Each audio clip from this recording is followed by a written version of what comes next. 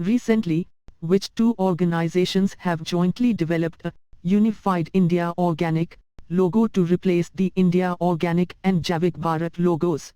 Ministry of Agriculture and Farmers Welfare and Agricultural and Processed Food Products Export Development Authority, APT Ministry of Commerce and Industry and Food Safety and Standards Authority of India, FSI, Ministry of Environment, Forest and Climate Change and National Biodiversity Authority, NB Ministry of Consumer Affairs, Food and Public Distribution and Bureau of Indian Standards, BIS. The correct answer is A. Ministry of Agriculture and Farmers Welfare and Agricultural and Processed Food Products Export Development Authority, APEDA.